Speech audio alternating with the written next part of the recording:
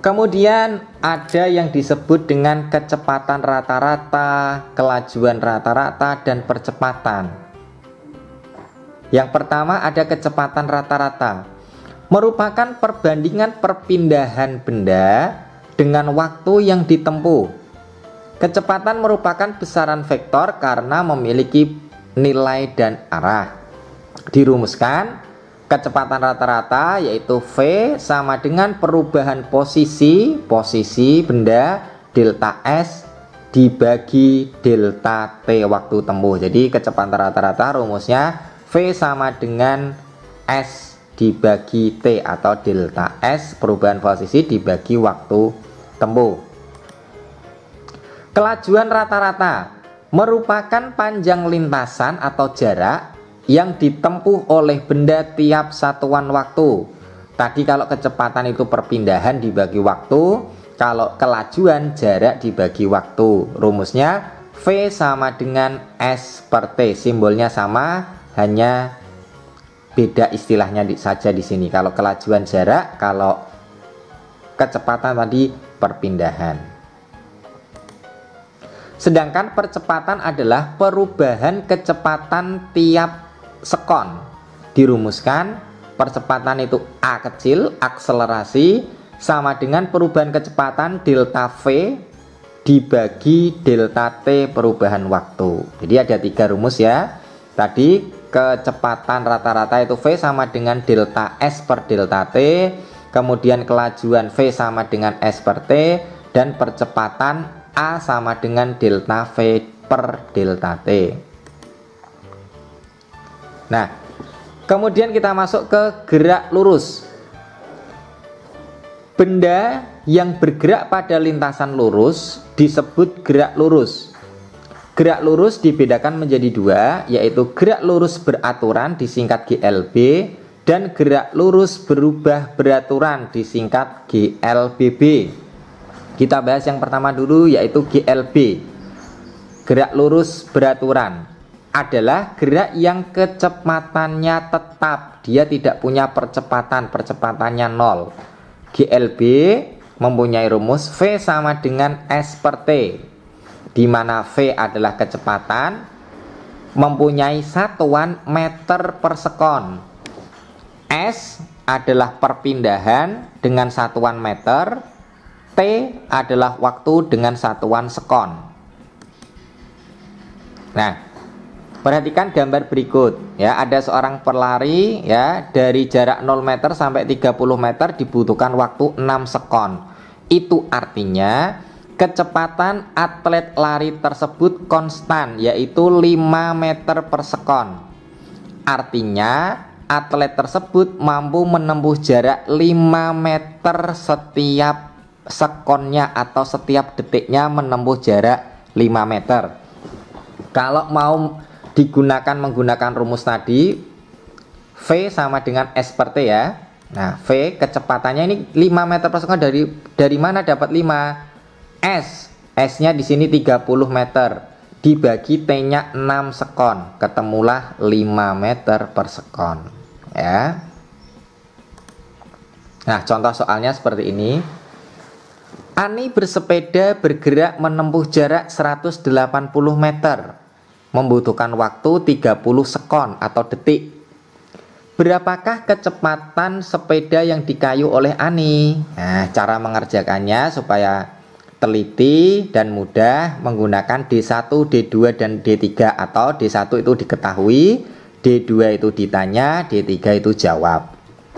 D1 yang diketahui apa dari soal di atas ya? Jarak. Nah, jarak simbolnya adalah S, ditulis dulu S sama dengan 180 meter. Kemudian ada apa lagi yang diketahui dari soal? Oh, ada waktu T sama dengan 30 sekon. Ada lagi yang ditanyakan, ada lagi yang diketahui dari soal? Oh, tidak ada, sudah. Berarti lanjut ke D2 atau ditanya. Apa yang ditanyakan? Oh, kecepatan, berarti V. Kemudian dijawab, masukkan rumus V sama dengan S dibagi T, sama dengan S nya 180, T nya 30, ketemu 6 meter per sekon. Jadi kecepatan sepeda yang dikayuh Ani sebesar 6 meter per sekon. Nah, kemudian grafik gerak lurus beraturan atau grafik GLB ya, antara hubungan V dengan T ya, V-nya konstan, berarti grafiknya seperti ini. Hubungan jarak atau perpindahan tadi S dengan T, dia naik ke atas ya. Misalnya di sini T-nya 1 sekon, misalnya S-nya 2 meter. T-nya 2 sekon, S-nya 4 meter. T-nya 3 sekon, S-nya 6 meter dan seterusnya. Kemudian jenis gerak lurus yang kedua adalah GLBB, gerak lurus berubah beraturan.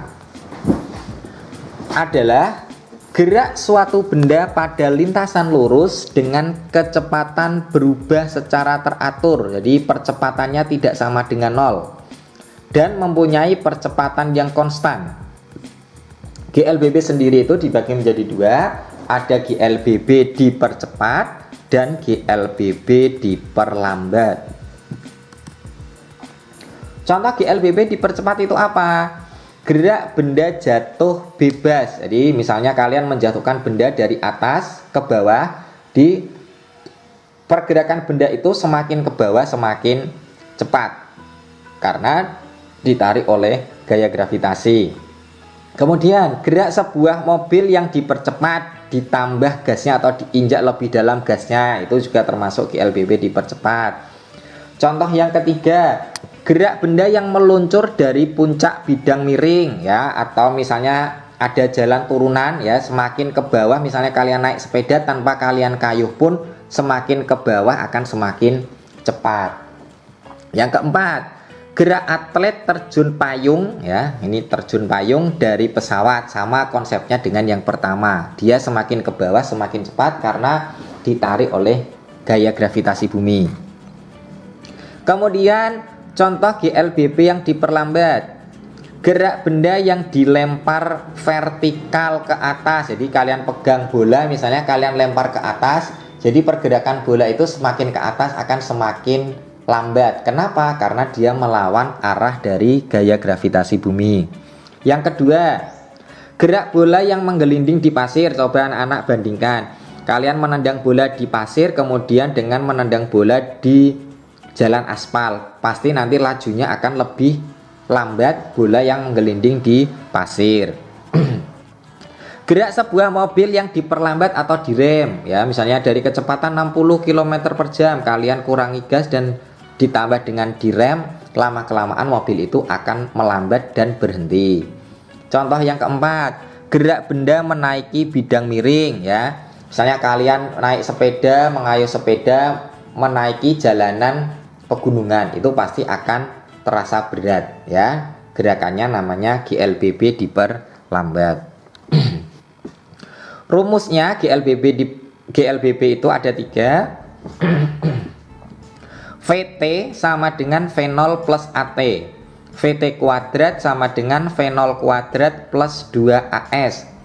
S sama dengan V0 kali T ditambah setengah AT kuadrat, di mana V0 itu kecepatan awal atau mula-mula dengan satuan meter per sekon, VT kecepatan akhir dengan satuan meter per sekon, A percepatan dengan satuan meter per sekon kuadrat. Nilai A positif itu jika dipercepat, nilai A negatif jika diperlambat. T adalah waktu, satuannya sekon, S jarak, satuannya meter. Contoh, sebuah bus berhenti di terminal Surakarta. Setelah ada bunyi peluit dari petugas, sopir menjalankan bus dan mencapai kecepatan 54 km per jam dalam waktu 1 menit. Percepatan bus tersebut adalah titik-titik ya. Cara mengerjakannya seperti tadi, D1 atau diketahui, kita cari dulu yang diketahui dari soal. Oh, dari soal ini tiba-tiba sopir menjalankan bus sampai kecepatannya 54 km per jam. Berarti kecepatan awalnya berapa? Meskipun di soal tidak ada. Oh, berarti kecepatan awal dari bis berhenti itu adalah 0. Karena bis belum bergerak sehingga kecepatan awalnya atau V0-nya adalah 0 km per jam. Sampai mencapai kecepatan 54, berarti kecepatan akhir VT 54 km per jam dalam waktu 1 menit. T sama dengan 1 menit.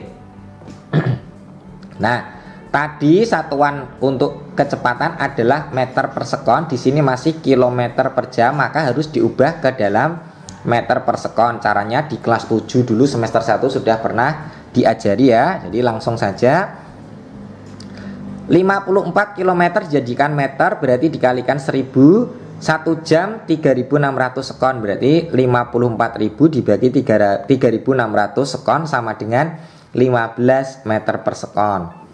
T di sini satuannya menit, diubah ke sekon atau detik, jadi 1 menit itu setara dengan 60 sekon atau 60 detik. Ditanya D2 percepatan bus, berarti A. Dimasukkan rumus, A sama dengan perubahan kecepatan delta V dibagi T. Perubahan kecepatannya apa? Karena ada 2 kecepatan, berarti kecepatan akhir VT dikurangi kecepatan awal V0 dibagi T. Kecepatan akhir 15, kecepatan mula-mula 0 dibagi 60 sama dengan 0,25 meter per sekon. Jadi percepatan bus tersebut sebesar 0,25 meter per sekon. Grafik GLBB bisa kalian cermati pada gambar berikut. Yang di atas ini adalah GLBB dipercepat, sedangkan yang di bawah ini adalah GLBB diperlambat.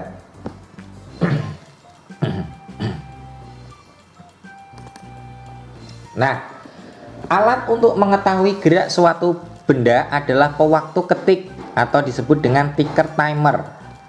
Untuk rekaman gerak pada ticker timer adalah sebagai berikut. Jadi untuk gerak lurus beraturan atau GLB, jarak titik di kertas ticker timer ini atau pewaktu ketik ini adalah sama ya, jarak dari titik pertama ke titik kedua dan seterusnya ini jaraknya sama. Maka dia disebut dengan GLB, gerak lurus beraturan. Sedangkan kalau GLBB berbeda, ada 2 kan tadi, GLBB diperlambat dan dipercepat. Kalau diperlambat gambarnya seperti ini. Anak-anak perlu cermati ya. Ini sudah saya tuliskan di sini. Ini arah gaya yang diberikan ke kanan, arah F-nya. Sedangkan cara membacanya kalau menggunakan ticker timer itu cara membacanya berlawanan dengan arah F-nya. Kalau ini arah F-nya ke kanan, berarti nanti membacanya hasilnya ini adalah ke kiri. Jadi berlawanan, diingat-ingat ya. Ketika nanti F-nya ke kiri, berarti cara membacanya ke kanan. Oke, kita lihat yang ada di sini. Karena ini F-nya ke kanan, berarti cara membacanya berlawanan dengan arah F-nya, berarti ke kiri. Sehingga titik yang pertama itu adalah dari sini yang paling kanan. Kemudian ke arah kiri, kedua, ketiga, keempat, dan seterusnya sampai titik ke-9. Perhatikan titik-titik hitam berikut ini atau bulatan hitam. Semakin ke kiri, ya, titik-titik ini semakin rapat, ya, dari yang jaraknya renggang, dia semakin rapat di sini jaraknya. Itu artinya dia diperlambat, ya. Sedangkan kalau yang dipercepat, ini F-nya ke kanan berarti membacanya ke kiri. Semakin ke kiri, titiknya semakin renggang jaraknya. Itu adalah ciri GLBB dipercepat. Ya, jangan sampai keliru ya. Pokoknya diingat-ingat. Kalau membaca pewaktu ketik atau ticker timer, cara membacanya itu berlawanan dengan arah F-nya. Jika F-nya ke kanan, membacanya ke kiri. Kalau F-nya ke kiri, membacanya ke kanan. Beda halnya dengan misalnya ada kasus tetesan oli. Ya, misalnya habis ngetap oli mobil atau sepeda motor, ternyata bengkelnya mengencangkan bautnya tidak kenceng, jadi nanti bisa menetes olinya saat berjalan, ya. Kalau GLB itu jarak tetesannya sama, ya. Jaraknya sama, itu pasti ciri dari GLB. Sedangkan kalau GLBB diperlambat, ya. Nah, ini bedanya dengan ticker timer.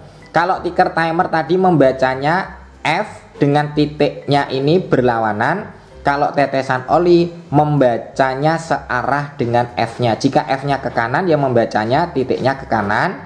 Kalau F-nya ke kiri, membaca titiknya ke kiri.